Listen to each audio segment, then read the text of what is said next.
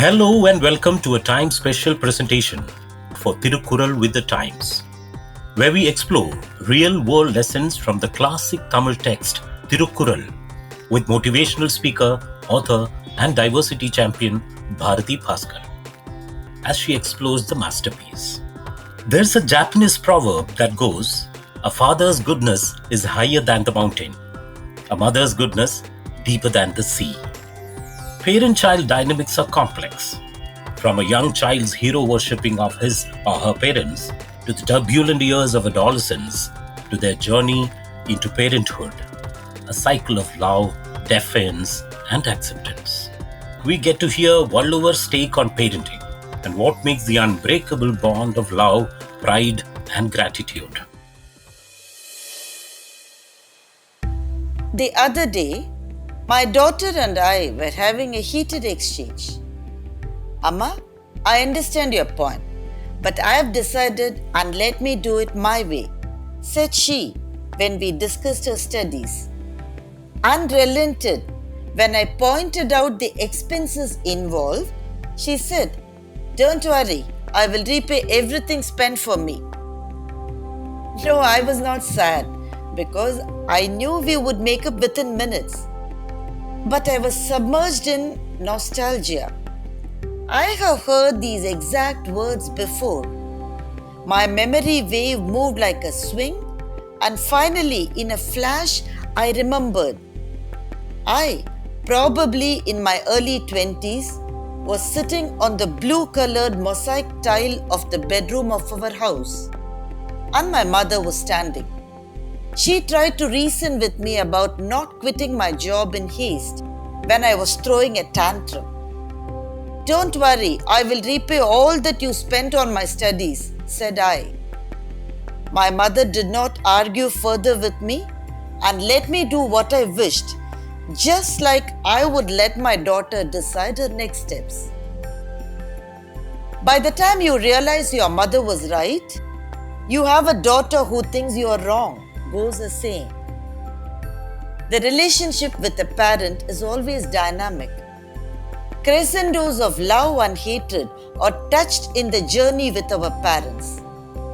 A 5-year-old son thinks his father is a superman and a role model. As the son grows and touches his teenage, the father becomes someone to defy. Father is now an irritating old voice that constantly cautions the son in all endeavors. "Do not rush. Careful. Go slow. I told you." Literature is filled with imageries of fathers who were perceived by their sons to be autocratic. Kafka, one of the most significant literary personalities, portrays his father as brutal. Turgenev, a Russian author, wrote a book titled Fathers and Sons, which discusses how merciless fathers push their sons to nihilism, a mental state where cosmic purposelessness is celebrated. The relationship between a mother and daughter is not any different.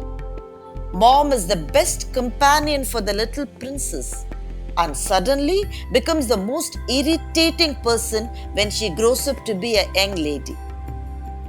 "Are you sure this is the dress you want to wear? Stay over at your friend's place? Why can't you return after dinner?"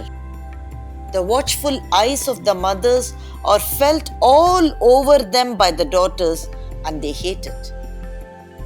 But in the beautiful cycle of life, when the children age and have children of their own, they do not see themselves in the mirror, but they see the reflections of their father or mother. What are we but the sheer remnants of our parents is the realization that dawns on every offspring at middle age. We move from the point of denying and declining the persona of our parents to the tangent of copying and emulating them. I decided to visit our old house, which is currently locked. The caretaker handed over the keys and I sat on the floor of the blue-tiled bedroom. It's not cleaned very well, a little dusty perhaps. My mother wouldn't have approved, I thought. In the room's silence, I asked, Amma, remember once I told you I would repay everything. Did I repay? She must have heard that from wherever she is. She did not respond, or I did not hear her response. But I know what she would have said. We can never repay our parents. We can only give it back to our children. That's what she would have said. I locked the house, told the caretaker to sweep appropriately just as my mother would have insisted, and moved on. For all those aching hearts that regret that they never repaid their parents adequately, Valluvar gives a solution. There is one way to compensate. If someone ever told the parents, how blessed are you to have such wonderful children, those words would be the only retribution. Maganthandhaikku Aatrum Udhavi, Ivanthandhai Ennotraan enum sol. What best requital could a grateful child do to the parent? By making them hear that they are lucky to have such an offspring.